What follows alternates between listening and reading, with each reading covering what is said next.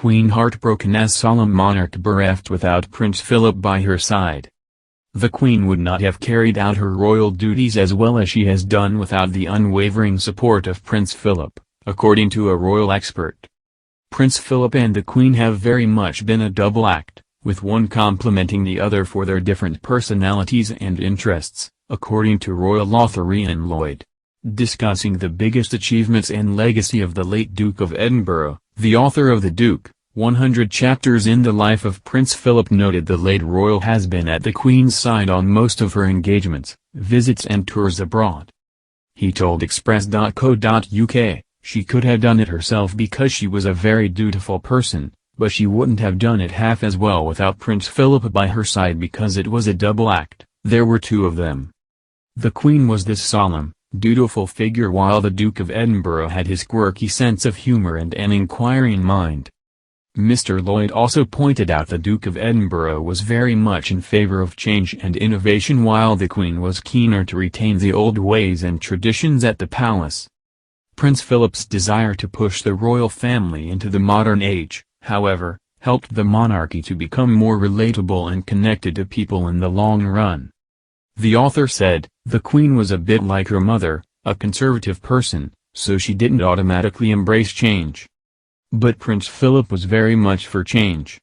Listing some of the changes supported by Prince Philip, Mr. Lloyd said, for instance, in the late 1950s there was a lot of criticism about the Queen being old-fashioned. So they changed a few things, including dropping the debutante's presentation, something dating back 200 years, and they replaced it with informal lunches, so the Queen could get to meet people from various industries, the arts, and so on.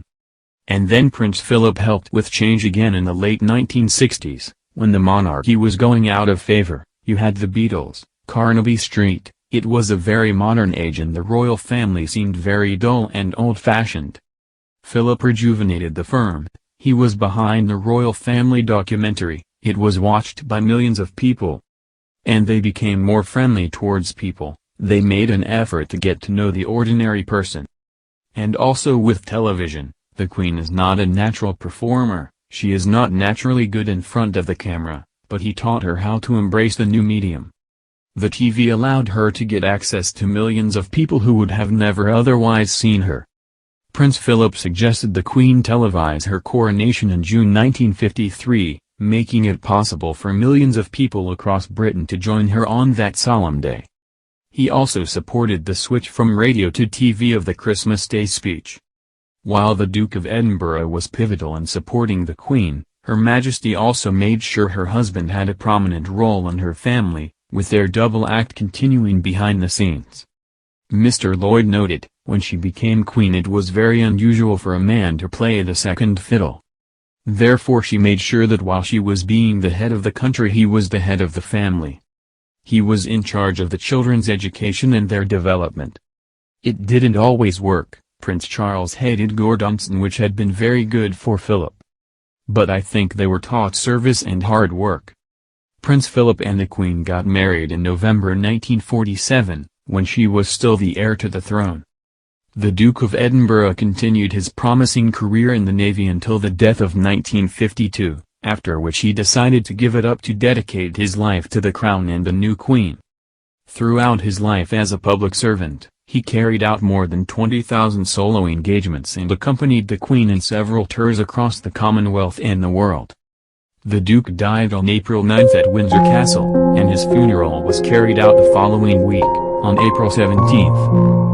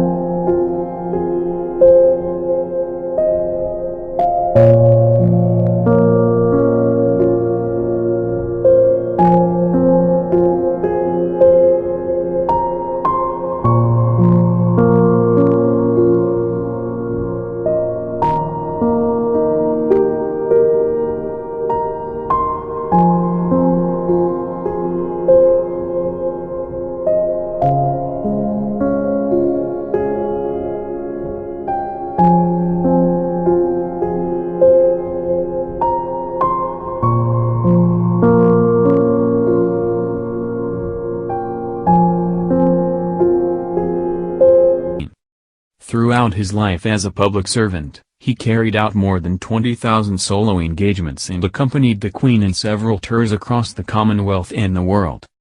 The Duke died on April 9 at Windsor Castle, and his funeral was carried out the following week, on April 17.